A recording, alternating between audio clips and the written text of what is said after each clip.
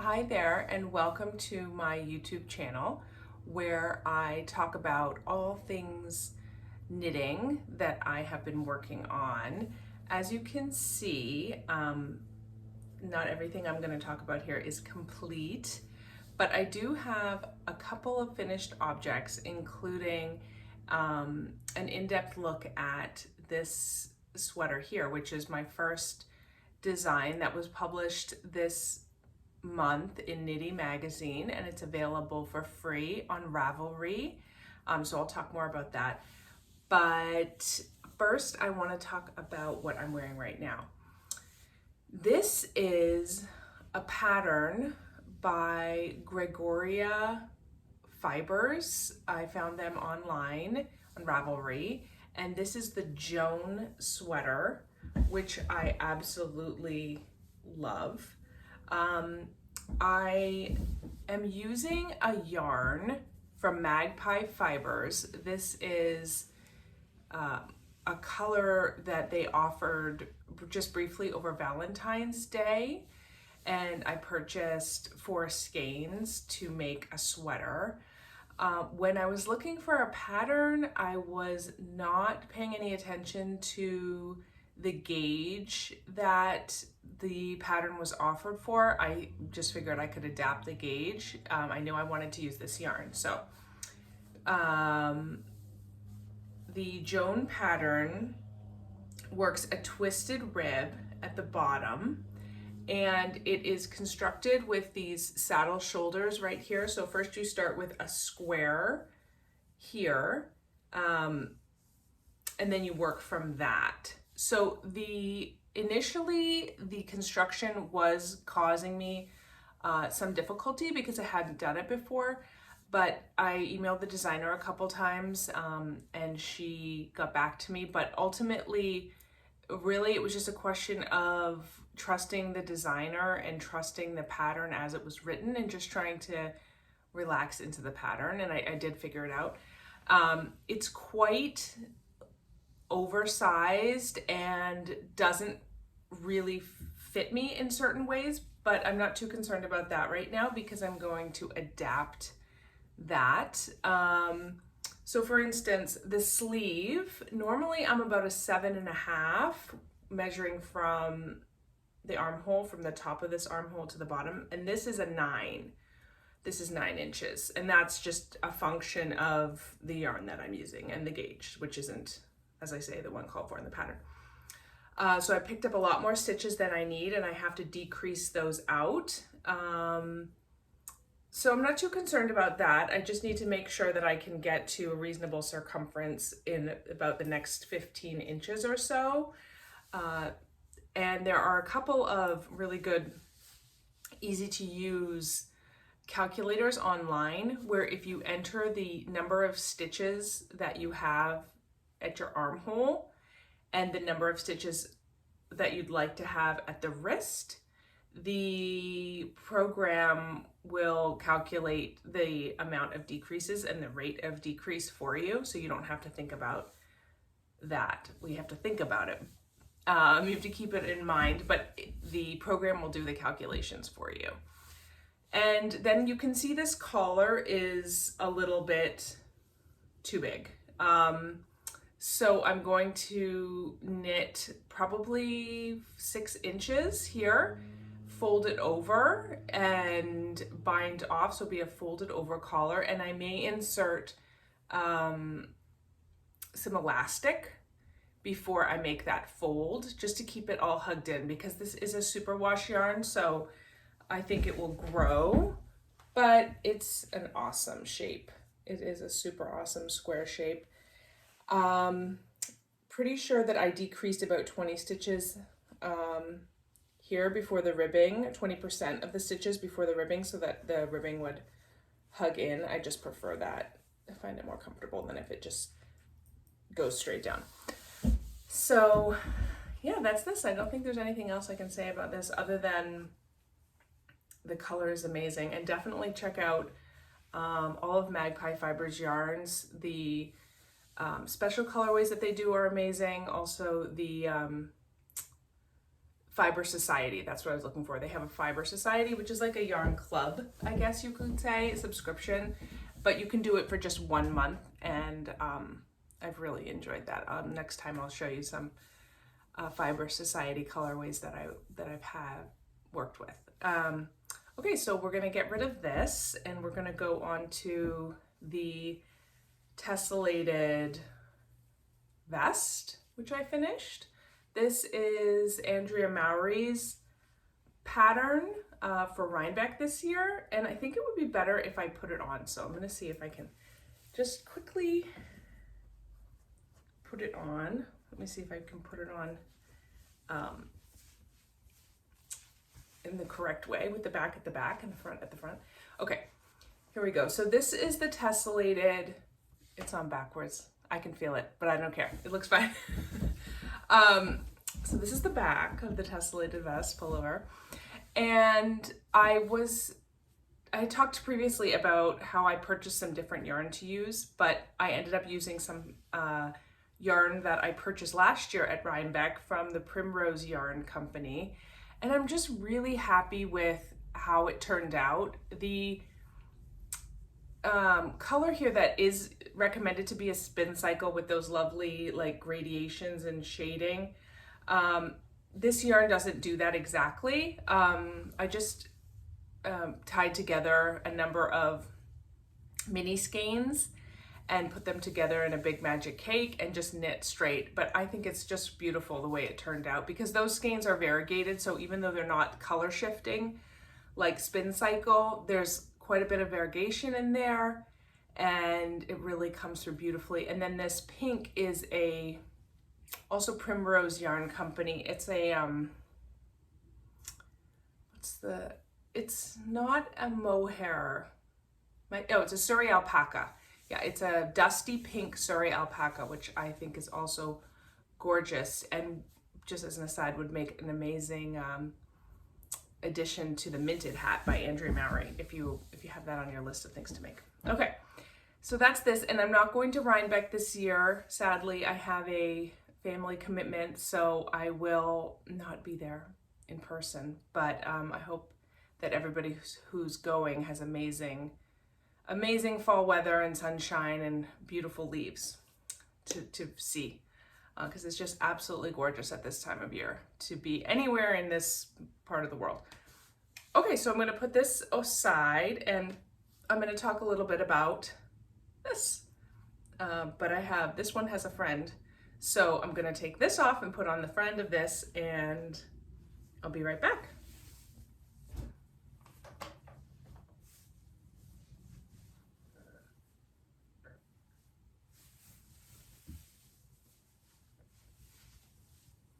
Okay, you didn't see that little end I need to snip. My little friend, the end. Okay, so this is a very cozy sweater that I made. I've been working on this since March of 2023. My mother-in-law wanted a cabled cashmere sweater, and so she purchased this yarn from the Clinton Hill Cashmere Company, and I knit her this red version of this. So it's basically, I knit it flat, and it's seamed, and it is incredibly luxurious and warm and lovely when it's cold out, because it has this 3-inch funnel neck, which is a folded over neck. And this pattern, this is my first design. It is available for free on knitty.com, and it's also available on Ravelry. It's called the Winter Holiday Sweater. It was inspired in part by the movie The Holiday, and Cameron Diaz in that movie has amazing sweaters, and in my imagination this is a sweater that she might wear walking in the woods somewhere. So as I say, it's just really luxurious. It just has cables across the front. This is the medium, and it has 7 cables across the front, so 1 right up the center. And then this side panel is stockinette stitch. So that's just stockinette stitch and stockinette stitch sleeves to keep things simple and to help you when you're seaming. You don't want to be seaming cables, and well, you might, but I didn't want to. So that's that. Nothing else to say about that. It has I can talk a little bit about the ribbing. So this is a slip stitch rib, and it's 1x1 ribbing. And if you go to 10rowsaday.com, many of you probably know the woman who runs that website. She explains how to improve 1x1 ribbing, and it is to slip the purl stitch, I believe, on the reverse side. Don't quote me, but it's in my free pattern, exactly how to do it. So you can check it out at knitty.com. It's the winter holiday sweater, but basically you're slipping the stitch behind. It's definitely the knit stitch, so that would be the purl stitch.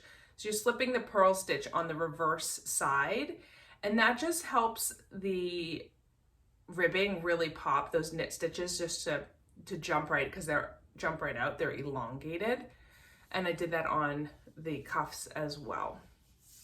So there are so many people that I could thank and to whom I owe a great debt for their inspiration, and I'm just going to try to name them all here because a lot of them are in the knitting community, and so you may know them. So the first thing I did was I took a class on craftsy.com, and the teacher was Faina Goberstein, and she teaches a class on grading.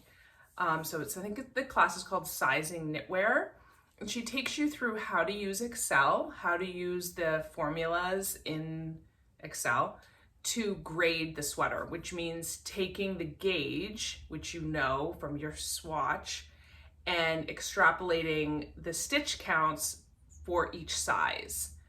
And it's as complicated as it sounds. It's a very hard thing to learn.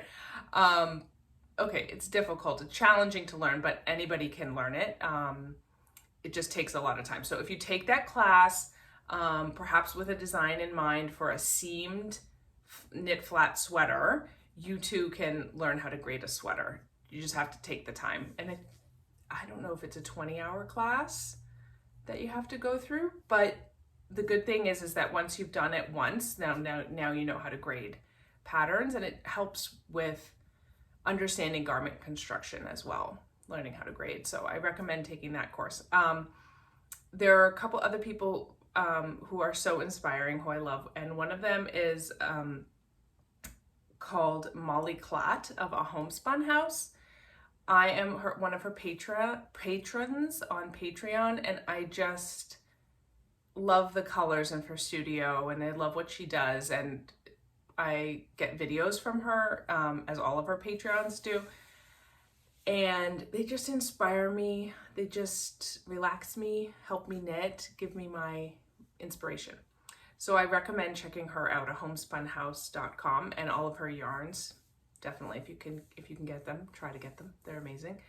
And then of course everybody knows Andrea Mowry. I watch her Friday morning podcast very regularly. I never miss it. I've seen all of them, and she's just so inspirational, and just, she comes from her studio, so it's just all about feeling warm and cozy in her studio with her. And then Fruity Knitting also has inspired me a great deal because the host, whose name is escaping me, everybody's on the tip of everybody's tongue. I know her first name. I think it's Andrea. No, it's not. Anyways, she has amazing tutorials, fruityknitting.com. In particular, she has some tutorials in her Patreon as well that talk about sleeve cap shaping, and those were extremely useful to me when I was designing and creating this sweater. I had never done a seamed sweater before, and so I didn't know what the components were, but she explains how a sleeve cap works and how it's constructed and the different angles and stuff, and the math. So that was super useful. So those are really the four people that are in the public eye in the knitting community that you would all know, who really helped make this design possible.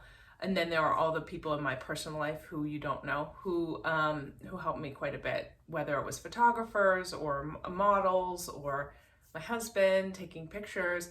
Also, so all those people helped me to be able to create this pattern, and I hope that I can make other patterns in the future. I hope it's not just one. So check it out on Ravelry, and in the meantime on Instagram, I will keep updating you on the different projects that I'm making.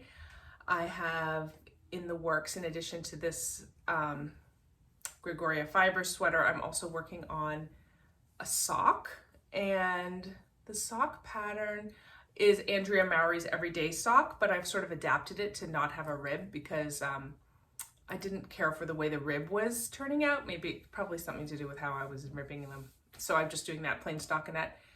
And that's it. And that and this, and that's what I'm working on. So I hope that you enjoyed hearing a little bit about what I'm working on. I hope you'll check out my first new pattern on Ravelry, the Winter Holiday Sweater by me, Alexis Darcy of Seasons East Hand Knitting. That's the name of my Instagram handle, Seasons East Hand Knitting, or Seasons East HK. So you can find me there. And please like and subscribe and drop a comment if you watched my video and if you like it. Thanks so much. Bye-bye.